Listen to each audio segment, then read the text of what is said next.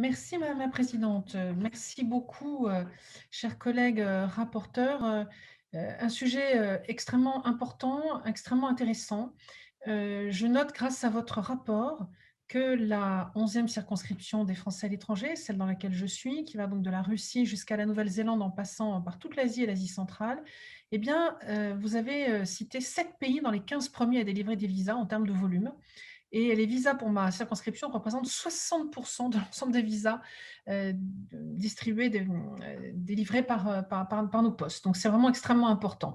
C'est vrai que c'est un sujet que j'avais vu de très près puisque j'ai pu visiter notamment plusieurs services visas avec des traitements, des demandes extrêmement différentes dans la méthode, dans la procédure. Et vous avez parlé tout à l'heure d'une barrière de compétitivité. Je peux vous dire que c'est aussi une barrière terrible au travail, plutôt que barrière, parler de souffrance psychosociale pour nos agents dans certains services dont l'organisation me semble complètement ahurissante et vraiment qui pose des questions en termes de qualité du travail pour nos agents.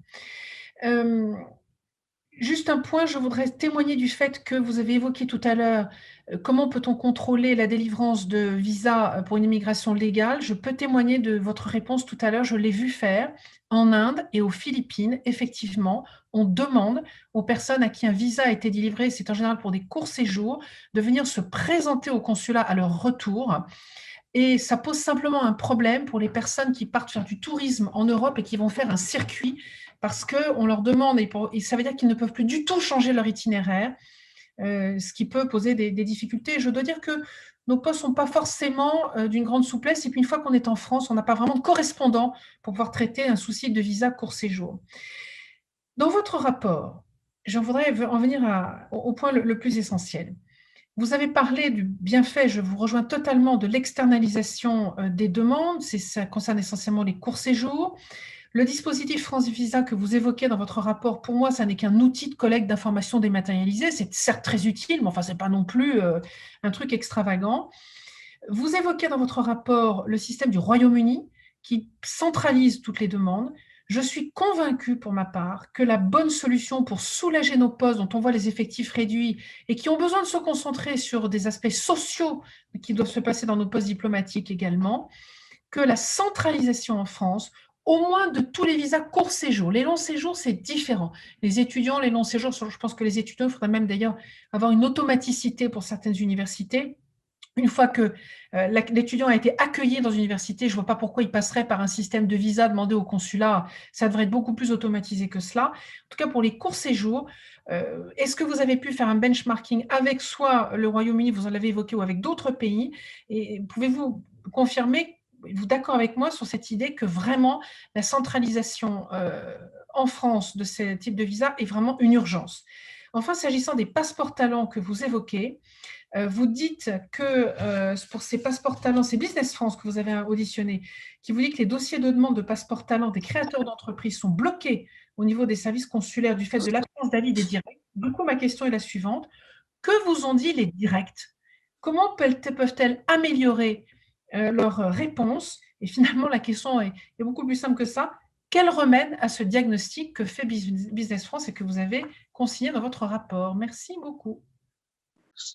Et je voudrais répondre aussi là, à ma collègue Anne Genté sur ces mots, et je la remercie également parce que je sais qu'elle a une circonscription qui fait quasiment la moitié du monde, comparée à la mienne qui est finalement, même si j'ai 16 pays, est toute petite. En tout cas, c'est vrai que chère Anne, c'est un vrai sujet chez toi et on voit d'ailleurs chez toi qu'il y a une volonté que chez toi, c'est le Quai d'Orsay qui a la main. Et on sent, parce que en Chine, le visa en 48 heures, moi, je t'avoue que sur ma circonscription d'Afrique, j'aimerais bien le mettre en place et que un journaliste, un politique, un entrepreneur qui veut venir en France puisse obtenir son visa en 48 heures. Je t'assure que c'est loin d'être le cas. Et donc voilà. En tout cas, sur la centralisation, pour répondre à ta question, effectivement, on est en train d'essayer d'aller dans cette voie, notamment là où ça pose des problèmes en Afrique. Parce que maintenant que les agents ne sont plus en front avec le public qui dépose, ça n'a absolument aucun intérêt d'avoir des services de visa partout. Donc, on y va pas à pas, c'est-à-dire que par exemple au Maroc, pour prendre un endroit que je connais bien, on a regroupé le visa, les services de visa de Tanger, de Fès à Rabat, et donc il y a une grande plateforme physique qui s'est faite à Rabat pour traiter les demandes de Tanger et de Fès et de Rabat, et une autre plateforme qui se fait à Casablanca.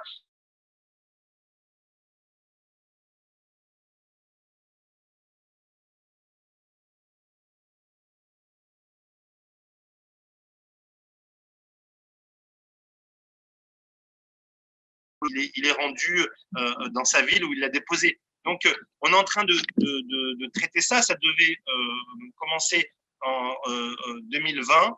Malheureusement, avec la Covid, tout est reporté. Donc, on espère que dès septembre, ça va commencer. Et ça permet de fluidifier, d'aller plus vite, d'avoir beaucoup plus de personnel regroupé au même endroit. Dans des petits services de visa comme à Agadir, par exemple, où il y a 5-6 personnes qui travaillent, il suffit qu'il y en ait un ou deux qui soient absents pour que le service soit quasiment estropié. Donc, c'est un peu compliqué. Donc, effectivement, il faut aller vers une mutualisation et pour aller en mettant plus de moyens humains, etc., pour aller plus vite. Parce que, comme l'a dit ma collègue, on a de plus en plus de demandes. Il y a une vraie envie de France, une vraie demande de France, et il faut il faut savoir y répondre. Et cette expérimentation de la centralisation dans des endroits comme ça, c'est quelque chose qui est précieux. Malheureusement, on n'a pas eu le temps avec cette mission flash d'aller faire du benchmark, comme tu le dis, et j'aurais bien aimé voir, on nous parle par exemple d'un consulat extraordinaire en Finlande, je crois, c'est ça, c'est les Finlandais, voilà, le consulat de Saint-Pétersbourg, où on devait aller d'ailleurs, Saint-Pétersbourg, qui délivre 1 million de visas par an, alors que c'est une structure unique. Donc c'est extraordinaire. Donc, on aurait voulu voir un peu tout ça. Malheureusement, on n'a pas pu, puisque c'est une mission flash, mais on espère vraiment que on va pouvoir développer ça et que on aura peut-être le temps d'aller encore plus loin dans nos investigations.